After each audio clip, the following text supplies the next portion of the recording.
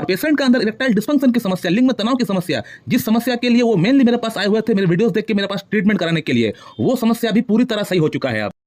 नमस्कार दोस्तों, ये जो आप मेरा पेशेंट का स्क्रीनशॉट देख रहे हैं, इनको यौन समस्या के साथ साथ और कई अलग अलग तरह की शारीरिक समस्याएं थी। तो सेक्सुअल प्रॉब्लम तो इनका अंदर था ही, इरेक्टाइल डिस्फंक्शन, लिंग में तनाव की समस्या, ये तो इनका अंदर था ही। लेकिन इसको छोड़कर सेक्सुअल प्रॉब्लम तो लाइफ थ्रेटनिंग डिजीज नहीं होता है, लेकिन इस प्रॉब्लम को छोड़कर इनका अंदर और कई सारी अलग अलग बड़ी बड़ी समस्या इनका अंदर उत्पन्न हो चुकी थी सिर्फ 28 साल उम्र के अंदर। इनको एनीमिया की समस्या है, इनका जो हीमोग्लोबिन है वो 10 से नीचे आ चुका है, इनका क्रेटिनिन जो लेवल है वो 3.5 का ऊपर जा चुका है। इसके अलावा इनका किडनी पर भी असर पड़ना स्टार्ट हो चुका था। जीएफआर का रिपोर्ट हुआ है इनका ग्लोमेरुलर फिल्ट्रेशन रेट देखने के लिए, जो 80 तक होना चाहिए वो 80 से घटकर 75 तक आ चुका है, यानी किडनी पर भी असर पड़ना स्टार्ट हो चुका है इनका। और इसके साथ साथ इनको हाई ब्लड प्रेशर और हाई ब्लड शुगर भी था। अब इस पेशेंट का ये कहना था कि डॉक्टर साहब आप सिर्फ हमारा यौन समस्या को ठीक कर दीजिए, हमारा सेक्स प्रॉब्लम को ठीक कर दीजिए, बाकी अलग अलग जो हमको प्रॉब्लम्स है उस प्रॉब्लम के लिए मेरा इलाज चल रहा है एलोपैथी में,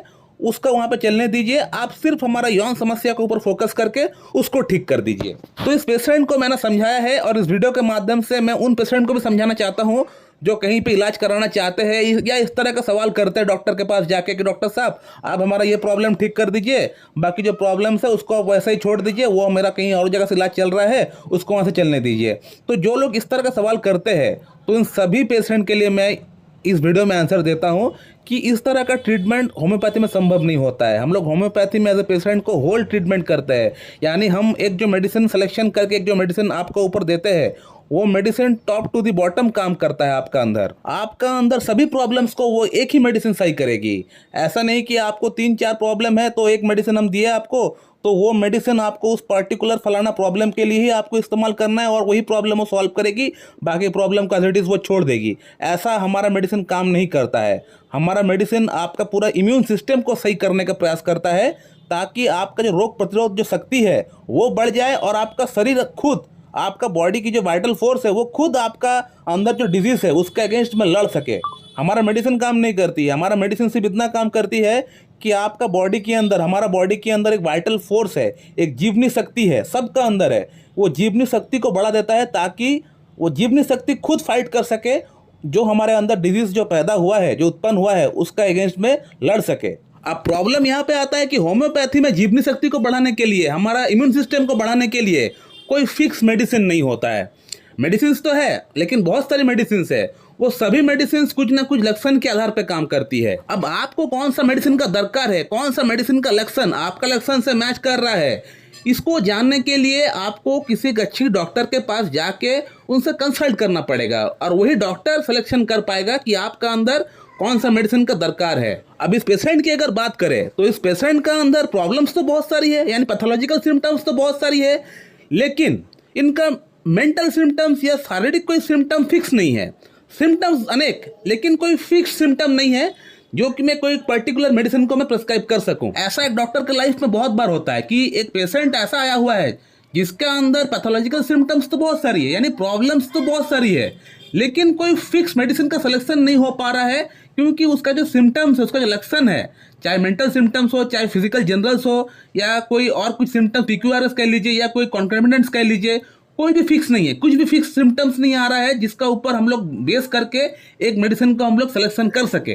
तो जब इस तरह का पेशेंट आपके पास आया हुआ है कि पेशेंट के पास लक्षण तो अनेक लेकिन कोई प्रॉपर सिम्टम्स नहीं है, कोई प्रॉपर गाइडिंग सिम्टम नहीं है कि आप कोई एक अच्छी पॉलीक्रस्ट प्रिस्क्राइब कर सके, तो उस कंडीशन में आप क्या करेंगे? तो कुछ ना कुछ तो मेडिसिन हमें प्रिस्क्राइब करना पड़ेगा इस पेशेंट को, क्योंकि बहुत ही आशा के साथ ये पेशेंट मेरे पास आए हुए हैं। अब कोई भी मेडिसिन का लक्षण इस पेशेंट का लक्षण से मैच नहीं हो रहा है। इस पेशेंट का अंदर अनेक सिम्टम्स है लेकिन कोई भी प्रॉपर सिम्टम्स नहीं है कि मैं मेडिसिन प्रिस्क्राइब कर सकूं। तो एक चेयर को खड़ा करने के लिए उसका 4 पैर होना बहुत ही जरूरी है, 4 पैर मजबूत होना बहुत ही जरूरी है।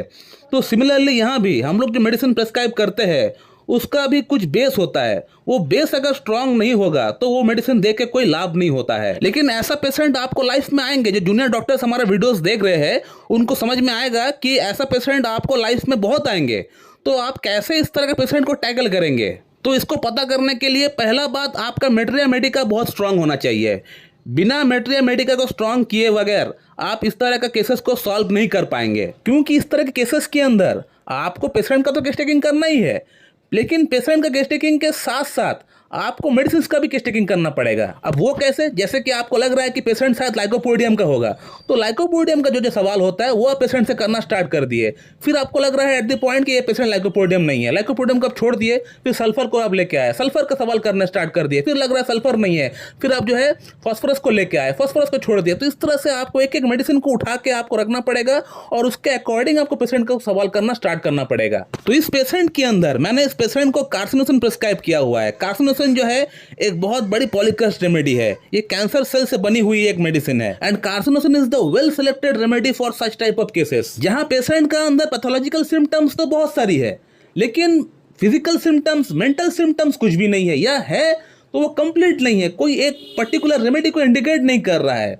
तो वहां उस केसेस के अंदर हम लोग कार्सिनोसिन के बारे में एक बार बिल्कुल सोच सकते हैं। और यदि इसके साथ पेशेंट का मायोसोमेटिक बैकग्राउंड अगर मैच हो जाए तब तो फिर बहुत ही बढ़िया होता है। इस पेशेंट का फैमिली हिस्ट्री में 2 पर्सन ऐसे हैं जिनको कैंसर हुआ है, एक को टीबी है और एक को एस्थमा हुआ है। और पेशेंट का फैमिली बैकग्राउंड में जब किसी को कैंसर हुआ है, जो ब्लड रिलेशन के जो लोग हैं, वहां अगर कैंसर होते हुए अगर मिल जाता है तब तो फिर कार्सिनोसिन जो है बहुत ही वेल सिलेक्टेड रेमेडी बन जाती है हमारे केसेस के अंदर। और इस पेशेंट का जो गुस्सा है जब आउटबर्स्ट होता है बहुत ही भयानक, बहुत ही वाइल्ड होता है, यानी ऐसा तो वो शांत स्वभाव के चुपचाप बैठे हुए रहते हैं, कोई उसको कुछ बोलता है, गाली देता है, वो चुपचाप रहते हैं, सुन लेते हैं, किसी को कुछ रिप्लाई नहीं करते। लेकिन जब इनका गुस्सा जब फूटता है तब ये बहुत ही वायलेंट हो जाते हैं। जस्ट लाइक कैंसर सेल किसी के अंदर डेवलप होना शुरू हुआ है, आहिस्ता आहिस्ता डेवलप होता है, पेशेंट को खुद पता नहीं होता है कि उसका अंदर कैंसर सेल्स डेवलप होना शुरू हुआ है, वो कैंसर से ग्रसित हुआ है, फर्स्ट स्टेज में उसको खुद पता नहीं होता है। लेकिन उसका जब आउटबर्स्ट होता है, जब वो पूरी तरह फैल जाता है, तब बहुत ही भयानक होता है, पेशेंट का जान भी चला जाता है। तो यही कुछ 2-3 सिम्टम्स के आधार पे